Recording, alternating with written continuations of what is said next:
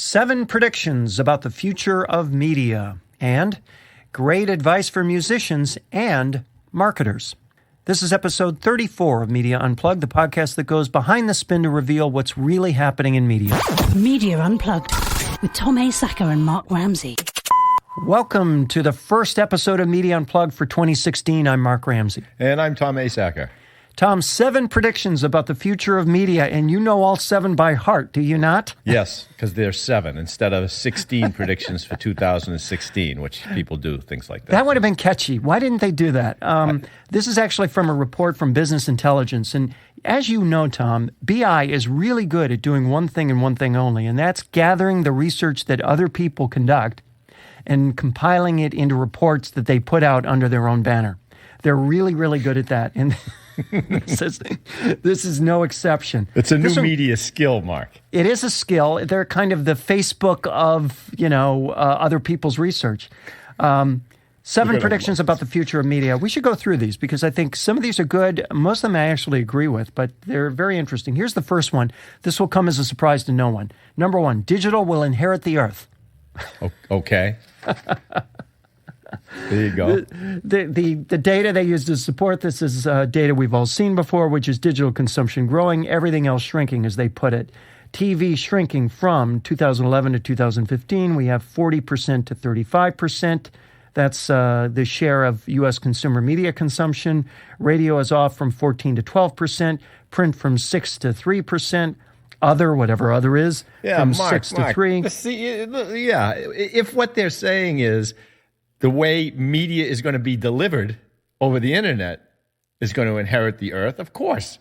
Well, this is how it struck me. I'm glad you made that point, Tom, because that was my take. It showed digital, by the way, from 30 to 43%, and I thought, well, but wait a minute. This presumes that these kind of channel categories are eternal, right? It's that these channel categories are eternally relevant rather than dynamic. Right. I mean, TV is also digital, radio is also digital, print is also digital, other, whatever that is also digital. So the fact that digital is increasing and everything else is going down is really saying the portfolio of ways in which people want content is evolving, not that any one channel is dead or alive, right? Exactly right. Yeah. So is it going to inherit the earth as a medium of delivery? Of course. That's what they should have put, the 2 words in there. Of course. Yeah, of course. Like that. Maybe that's why it's number 1 instead of 7, because it's so obvious. They indicate that the shift is generational, as they put it, which is another way of saying young people like smartphones and old people like television, which is, certainly true as far as it goes. But interestingly, they kind of obscure the true nature of the question. They have top 5 media mentions among all adults from 2013. And it shows, for example, if you're 75 or over, television is one of your top 5 choices by like 70% of everybody, compared to only about 15% of 16 to 24s. And I looked up this question because this just didn't seem right to me. In other words, it didn't seem that this is actually how people are using media. This seemed to be something else. And sure enough, if you go to the source, you'll find that this question actually was, what are the top 5 things you would miss the most if they went away? So in other words, this isn't about usage. This is about some kind of perceived irreplaceability, some kind of passion for the medium itself. Do you know what I mean? Yeah, I do. Exactly. Which is a whole different question. Now, it's not an irrelevant question, but it's different from saying 16 to 24s will cease to use television. Well, look, it's the first prediction. You shouldn't jump all over them. Wait till you get the few down into the list, Here's one thing they said relative to the use of mobile devices by millennials. They said millennials check their phones every 10 minutes, which I thought was great. I love that. I think the research I read said 7 minutes. Well, obviously, your research is wrong. That's because... Well, they didn't check it as much during the holidays, so that's what it was. Okay, I got it. This is more current research. There are some statistics in here which I do kind of question the veracity of, frankly. Here's number 2, which I really think is interesting, and this, I think, will be reinforced by everything we hear out there in the ether. Number 2, subscriptions for the win. And essentially the point that they're making there is that people would have guessed not that long ago that nobody would ever pay for content that used to be free. Come to find out that they are paying for content that used to be free. And they have graphs in here on music subscriptions climbing fast and streaming video subscribers climbing fast. But I got to tell you, Tom, I don't know if you've looked at their charts. Their charts are just indecipherable. They have, let me just describe this one. Music subscriptions are climbing fast. The statistic seems to be streaming music paid subscribers, and the number for 2019 estimated is 20 billion. I don't even know what that is. Is that dollars? In China. I don't even know what that is. Here's what I do know. According to the RIAA, they say that the number of people subscribed to streaming music has increased from 7.9 million in the U.S. to 8.1 million from 2014 to 2015. Now, those numbers have no relation to the numbers I just read you. And in fact, you can read pieces in the media about the fact that the rate of increase in music subscriptions is actually declining. I mean, 7.9 to 8.1 in 1 year is not much, right? Look, Mark, if free goes away, if the things we want that we're getting for free start going away, then all these subscription-only services are going to start going up, obviously. But as long as the models that these people are working with continue to pan out, and I'm not sure they're going to pan out, all the Pandoras and everybody else, right. But as long as we keep getting what we want without paying money for it, then we're not going to pay money for it. Of course, TV subscriptions, Netflix, Hulu, Amazon Prime, of course that's going up because we're getting something of value that we can't get without paying for it. Mm-hmm. It's the things that we can get. So if we're going to consume our news on these little news apps for free, Facebook and everything else, why are we going to pay for news? Well, and of course, the providers are terrified because if they say tomorrow, well, you can only get it if you pay for it, then there's a good chance that we'll route around their little paywalls no matter what form they take, right? Right. Which is historically exactly what happens because not all content is created equal. Not all content do we want to pay for in any given time and place. Even one of the examples used here, which I found to be, again, bizarre, here's the quote from the report. Even print subscribers are climbing fast, and they point to New York Times digital revenue, which they estimate at being over $100 million in the fourth quarter of 2014. But we're talking about the numbers. When you look at the numbers of actual people, we're talking about 1 million people who are digital-only subscribers to the New York Times. Yep. They're building an entire chart on 1 million people in a country of, 350 million people almost. I don't know. All of these predictions, there should be 7 optimistic predictions about the future of media as digital platforms that you can make money do. I don't know, but this is all optimism. I mean, look at the next one. What's the next one? Well, this one I have very little comment on. Number 3, native digital advertising. Yeah, well, digital advertising will continue to thrive, and then in parens, native digital advertising. So it's optimism again. I mean, everybody that reads this should be spreading it all over their offices going, we don't have a problem. We're going to have digital advertising blowing up. We're going to get subscriptions for our media properties. Digital's going to inherit the earth. Everything is looking great. Well, get a load of the fourth one. The existential crisis of ad blocking will resolve itself, but careful what you wish for. Now, how will it resolve itself? Well, of course, they say if all ads are blocked, most free content will cease to exist. So what will happen? And the answer is, and I love this, quality will improve. What, Tom. ads, you mean? Ad quality? Well, that's the thing. I have no idea what they're talking about because, look, let's take podcasting, for example. As a particular distribution channel. I think it's fair to say that the quality of podcasts has improved over the years. However, the quality of the ads on podcasts has absolutely, positively not improved at all. So what are we talking about? Are we talking about the quality of the ads? Because I see no sign of that at all. In fact, I was having a conversation with somebody at lunch today. We were talking about advertising on Pandora. And, here Pandora has all these capabilities that other platforms don't have because of their digital-first nature. And yet, many of the spots on Pandora are every bit as bad as the worst spot you'll hear on the radio. Okay. But so if you look at what they're saying, which is it's because you can't ad block a podcast ad, that's why they stink. Well, they are saying that... They are saying that the decisions will not all be voluntary, to use the language of the report. Look, Mark, you know as well as I do. When TiVo started to make headway, did that cause ads to improve? No. Yeah, there you go.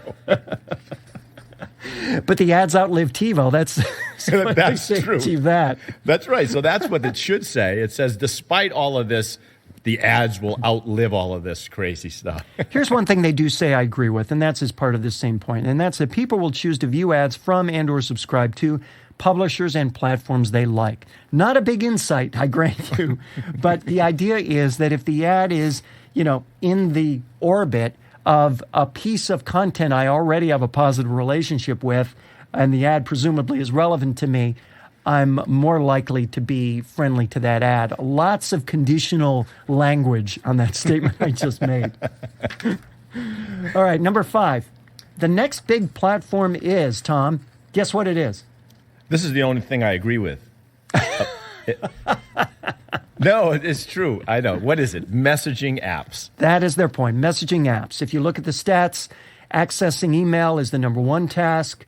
But tied with that is text messaging. Close behind is social networking. Close behind that is getting news alerts. And by the way, getting news alerts does not mean only getting alerts from CNN.com. It means getting every one of those stupid alerts that comes over your phone. You and I were on a little bit earlier, and I got a weather warning that blared at from my phone. I mean, it's crazy. And but that's higher than playing games, higher than listening to music, higher than reading, higher than watching videos or movies, and higher than getting directions. Messaging apps will be big. I think they're going to be big in business because there's no doubt that, look, they're immediate, it's simple, it's convenient. I ought to be able to message any business out there and ask about my bill, change my hotel reservation, make dinner reservations. I ought to be able to speak to customer service people through these apps rather than dialing a telephone and sitting on hold. So that seems to be a no-brainer. By the way, sitting on hold is the best case scenario. That's true. When you're dialing the phone. Yeah, I mean, my take on this is that, look, I mean, why messaging apps? Because think about this. If you've got people who are checking their phones every 7 to 10 minutes, why are they doing that? They're not doing that so that they can read another chapter in a book. They're not doing that because the game is calling to them every 7 minutes or because they've got to listen to a song right now. They're not doing that for directions. They're not doing that for weather. They're not doing that for traffic. They're doing that because because it's what are the things that they need to do often? Well, what they need to do often is communicate. Right. Because there's always something going on. My friends are always doing this, that, or the other. Someone is always messaging me about something. In other words, if you think about why in the world would 10 minutes be better than 15, 20, or 30? Well, if you're talking about messaging, you can miss a lot in 10 minutes, can't you? Yes, you can. And I think that's why these apps, if you look deeper into the report, they'll say, you can do everything in these apps. These apps are quickly becoming platforms, and messaging, in other words, is the context for all the media content that lives in the orbit of the messaging. And that's going to be a huge growth area. We're already seeing it with Snapchat, are we not? Yes, I agree with you. That is the one prediction that I would bet big on. You're listening to Media Unplugged with Tom Asacker and Mark Ramsey. Tom, great advice for musicians and for marketers, I thought. This is from our friend Lefsetz. I just like saying his name. I've missed Bob's paradoxical pontifications, which I think he's designing to frustrate people's rational habits of thought, frankly. Well, that explains much because he's certainly. As I was reading through this, I thought, I don't know whether to agree or disagree or be neutral. These are Zen koans. They're designed this way so that you break through to some type of enlightenment. Well, the article's called What You've Got to Know, and he doesn't say this outright, but pretty clearly here, as in most of the stuff he writes, he's talking to artists. He's talking to new artists, old artists, struggling artists, people who are thinking of becoming artists and so on. And let's just go through some of his points and tell me how you think this is right or wrong and how this has a bearing on people who are building brands outside of the music business. Number 1, try to be great, Tom. I love it. I mean, I say that to every client I work with. Try to be great. I think it's his rationale which confuses me. Yeah, because who doesn't want to try? No one tries to be mediocre. It's what he says further on. Everything great sells, here's sells what he itself. says. That's not true. No, I was going to exactly say that. I mean, great suffocates every day. Yeah, absolutely. Right? Beauty is in the eye of the beholder. How else to explain, the recent career of Nicolas Cage or pretty much the entire filmography of Adam Sandler? It's not just media. Look, I know a passionate entrepreneur. She made the greatest gluten-free baked products you could possibly imagine, right? But she, despite what Bob says, she couldn't gain traction with this great and great only product. Yes, he says flat out, it's amazing how you can gain traction with great and great only. Or not. Listen, that's the whole purple cow, start with why delusion. It sounds great, but it doesn't hold up to marketplace reality. It just doesn't. So then marketplace reality means that not that you shouldn't try to be great, but that you should try to be great and what? Listen, you've got to be great, but you've got to figure out how to connect your great to the people who desire that great. And that's not easy work, especially in an age of abundance like we have today. Right? So there is an art to that as well as being great in what you produce. Being great in getting that thing to the people who desire it is also an art and a skill. And you've got to be good at both of those things if you want to succeed in the marketplace. And this idea, he says in there, you don't even care if anyone else sees or hears what you've created. What is he, crazy? I mean, above all else, especially the musicians that I know, they want to be heard. And the writers that I know want to be read, Yes. So that's a big part of this game. And you've got to want to play both parts of the game if you're creating for others, for an audience, as well as for yourself. I remember I was approached once by someone who said, hey, look at this radio station website. Here is this little radio station in, I don't know, somewhere in the South. And it's a country station. And look at all the Facebook fans they have. And I looked more closely at it and I said, I would see them coming from the Far East, the Middle East, Pakistan. And I wrote back to the guy and I said, these guys bought these followers, these fans. They bought them flat out. And I'm not sure if it was a setup, if this was someone from the radio station trying to get some attention and make it seem as if he's just, organically and innocently interested in this topic. But he wasn't getting any farther than that with me. And it's amazing how sometimes not only do people want to be seen and read and heard, but sometimes they're more interested in creating the impression that they're seen and read and heard even when they're not. True. Number 2 from Left Sets, beware of self-hype. Others with stronger personalities and better context and more money will spread the word how great they are. They want to make it look like everything fell into their lap and they're the luckiest person in the world. Don't buy it. In other words, there's lots of work involved in success. And I'm sure you'd agree with that. He nailed that one, right? So don't be this shameless self-promoter. And he's right when he says be skeptical and search for the real story of people's success. But here's what you're going to find. You're going to find that there are these serendipitous relationships that provided all of these parties with some type of mutually beneficial value, right? And I don't care who it is, whether it's an author of a book, whether it's somebody who writes songs, you're going to find out that they bumped into people who desired what they had. So you've got to go looking for people who desire what you have, because it's that relationship where everybody fulfills their desires that's going to take you where you need to go in the marketplace.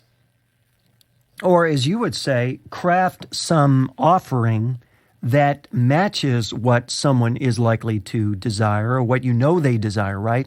So in other words, I'm reasoning through a TV concept right now, and one of the things I'm thinking about is, well, how do I go in making this a must-do for the person on the other end of the desk, rather than hey, this is something I want, it would be cool, Mark, let's do it. Everywhere. When people pitch, I get pitched by PR people all the time to write about different stories. They have no idea what I desire. They're not pitching me based on what I want. They're pitching me based on what they want me to say. Interesting. That's interesting. Yeah, very true. Number 3, and this one I had a big objection to. Number 3, Play the long game. Now more than ever, it's about being in it forever, not momentarily. Now, forget the fact that Bob later in this article pretty much says exactly the opposite of this. But, here's my sense of it. I don't think there's any such thing as a long game. He goes on to say, streaming over time pays. We've already forgotten every winner of The Voice. Yeah, we've forgotten every winner of The Voice, but you know who we've forgotten even faster? Every loser of The Voice. And you know who has more likely to have a record deal? Every winner of The Voice. So he may be right, but I think there's two things here. One is, the idea that I think there's no such thing as a long game. There is no forever. There are only moments. And the long game is actually a string of moments.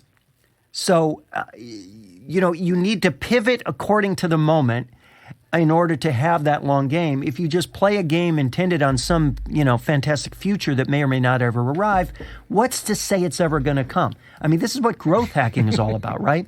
It's about being right in the moment for the moment and letting your customers help you pivot as you grow and scale. Look, there's not any sustained media attention in a wide open world of more, better, faster. You know that.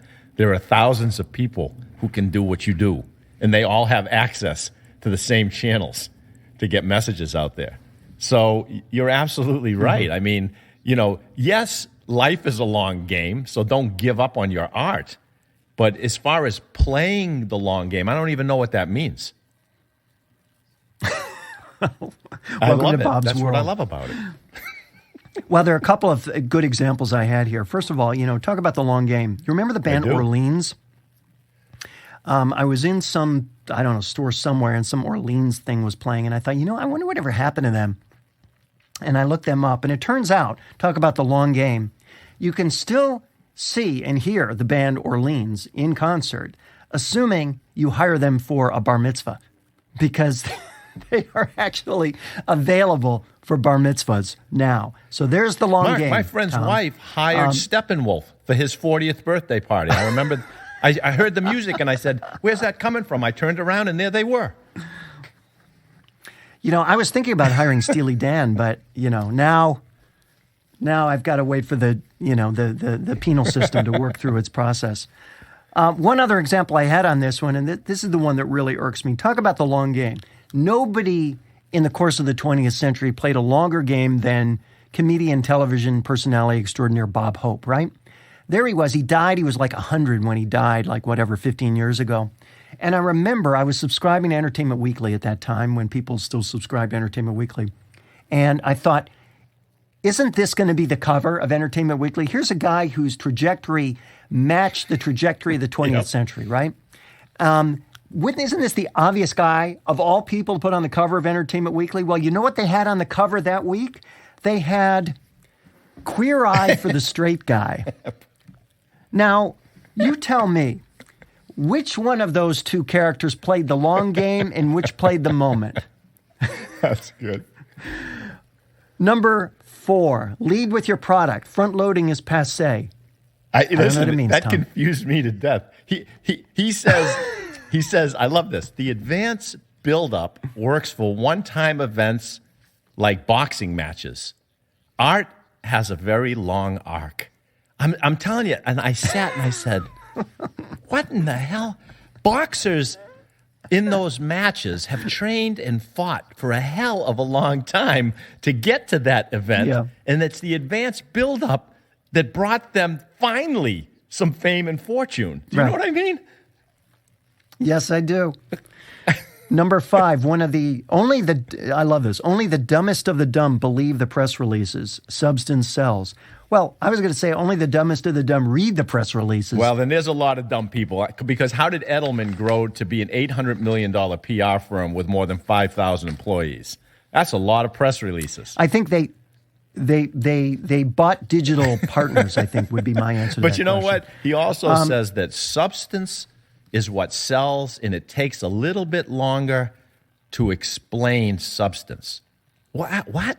Let me tell you something. Your substance had better not take too much longer because people are in a huge hurry, and they'll simply switch to substance that's easier and faster to understand. In this case, they're going to switch to a podcast less than 30 That's minutes. okay. We can make it shorter. Why? No, this one's going long.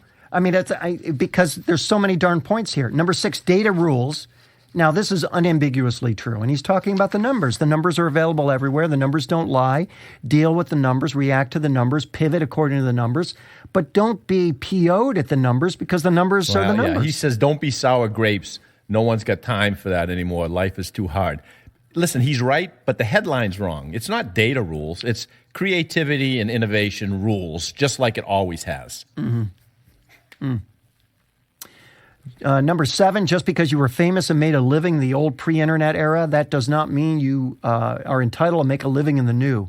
This was an artificially controlled world of scarcity. If you got through the barrier, people knew who you were. Now you have to earn your stripes. What is he talking about? There's more scarcity now than ever because we have even more attention and time scarcity than we used to have. Yep.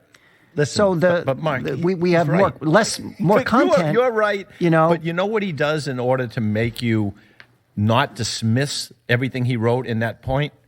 He ends it with, the fuller your life, the greater your inspiration. So don't be a slave to the screen. So you end up saying, yeah, he's right at the end, even though everything you read prior to that was wrong. He's a genius. Number 8, courage is underrated. Okay.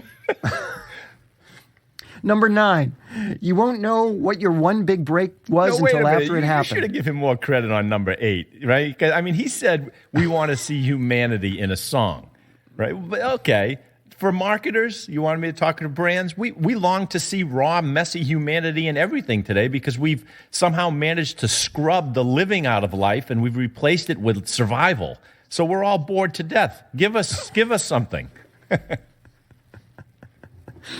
All right. Number 10, you can work with the usual suspects, but we're most interested in that which is new and different. That's what turns our heads. Wait a minute. I thought we were playing the long game, This is Tom. another one of the beautiful, this little thing that he writes that's so obvious that you read it 5 times. He says, you won't know what your one big break was until after it happened. I love that. Number 11, if you're only in it for the money, you're in the wrong profession. Okay. Well, I don't know. right? You've been saying that forever. That I have been saying that forever, and now I'm happy to hear him say it. Right? That's it. As I say, tell it to those who are getting exposure on Pandora and Spotify who are complaining about not making bank but on Pandora listen and to Spotify. the beautiful poetic sentiment that's weaved into that one point. The best promotion is your identity encapsulated in your art. That's a T-shirt, something that needs to go on a T-shirt. I'm going to call him and see if I can put that on T-shirts. Well, I think if you steal it, he'll never know that it's his. That's what I think. And the final point, and not a moment too soon, we're always ready for the new, the great, the exceptional. If you touch our souls, we'll give you enough money to survive. And if you're asking for more than that, you're not an artist. That's my favorite of all of the predictions or whatever he's saying. It is why. Because your goal is to put a dent in the universe, he says. Start building your rocket. Yeah, that's a very poetic ending. But the idea that if you touch our souls, we'll give you enough money to survive. If you're asking for more than that, you're not an artist. This is kind of the battered spouse syndrome applied to art. That's why I liked it. It made no sense at all. It was the best of the bunch. All right, Tom, we're running late, but nevertheless, there's always time for rants and raves. Am I up or are you Do you up? have anything? You always go first. All right, let's stay consistent with this thing. You know what? I want to introduce myself first on the next podcast episode. Oh, okay. We'll shuffle that around. We've got to shake things up this year. This is an age of creativity and innovation. Well, anyway, we've talked at the beginning, and then we've talked in past episodes about how technology is eating the business world, right? From bricks and mortar, retail to traditional media. Well, it looks like it's going to eat the modeling business as well, because I just read that the fashion house, the French fashion house, Louis Vuitton's new It Girl, for their spring magazine ads, it's not Giselle, it's not Lily Cole. She, or I guess it, is Lightning, the sword-wielding, pink-haired heroine from the video game Final Fantasy. That they've got a video game avatar in their print magazine fashion ads. According to Vuitton's creative director, lightning is the perfect avatar for a global, heroic woman and for a world where social networks and communications are now seamlessly woven into our life. And I would add, she's a hell of a lot less costly and much less maintenance than these other fashion models. And everyone should stay paranoid about technology because slowly but surely, pixels are winning out over people. Well, I was thinking today, there was an article I read, I don't remember what it was, about the new Pixar movie, and they said apparently the environment of the Pixar movie is so incredibly lifelike now that it's a whole new generation ahead of what we've seen before. And it occurred to me, well, we're a short distance from being able to create something so photorealistic that there's no perceived difference between a movie with real humans and a movie, a Pixar animated movie. And at that point, then who needs the actors anymore? You're not kidding. It's going to be these virtual people that are going to be making the big bucks and that are going to be marrying star football and baseball players. I haven't told you this before, but I'm actually a virtual co-host. I just seem to be real. I knew it. Watch what happens to the speaking business once you can start projecting these speakers onto the stages. Well, hopefully folks like Seth Godin will be a lot less expensive then. So here's the one I have for you. I only have one this week, which is good since we're running long. But Tom, remember back to the days when you were a kid and you're sitting in the movie theater, you're watching Indiana Jones or whatever it was, and you're thinking to yourself, tell me if this is what you were thinking to yourself. You know what? This could all be mine. This entire theater, wouldn't it be cool if I owned this theater and this were all mine all the time? Did you ever have that fantasy as a kid? Really? I think it's a very common one, actually. Theater? And there's one, to own the movie theater, it's all yours. No. As a kid, look, back then we could barely afford those, a box of popcorn. So we never thought about movie theaters. Well, listen to this. There's one movie theater that wanted to take that appetite that some people have and turn it into a business. The article is from, what is this from? From some publication, and it's called Ever Want to Own Your Own Movie Theater? Enter this contest.